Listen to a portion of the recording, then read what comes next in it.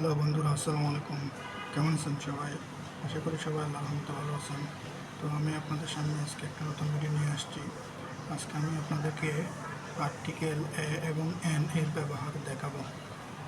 তো দেখতে পাচ্ছেন বন্ধুরা, সাধারণত যে সকল শব্দের প্রথম অক্ষর কনসোনেন্ট হয় তার পূর্বে এ বসে। যেমন এ কাউ, এ ডগ। তো এই যে কাউ কাউ শব্দের প্রথম অক্ষর হচ্ছে সি, সিটা হচ্ছে কনসোনেন্ট।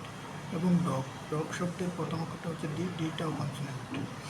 আবার যে সকল শব্দের প্রথম অক্ষর vowel A E I O U হয় তার পূর্বে কিন্তু এন বসে। যেমন এন, অ্যান্ড, অ্যান, আমব্রেলা। এই যে দেখুন, অ্যান্ড এবং আমব্রেলা দুটি শব্দের প্রথম অক্ষর কিন্তু ভাওয়েল দ্বারা গঠিত। তো মনে রাখতে হবে, আর্টিকেল শুধুমাত্র নাউনের পূর্বে বসে এবং এ ও এন দ্বারা অনির্দিষ্ট নাউনকেই বোঝায়। আমরা কিন্তু নির্দিষ্ট বোঝাতে দা ব্যবহার করতে হবে এবং অনির্দিষ্ট বোঝাতে এ আর এন ব্যবহার করতে হবে। তো বন্ধুরা, আজকের ভিডিওটি কেমন লাগলো জানাবেন। যদি ভিডিওটি ভালো লাগে তাহলে শেয়ার করে দেবেন এবং আমার চ্যানেলটি সাবস্ক্রাইব করে দেবেন। ধন্যবাদ সবাইকে।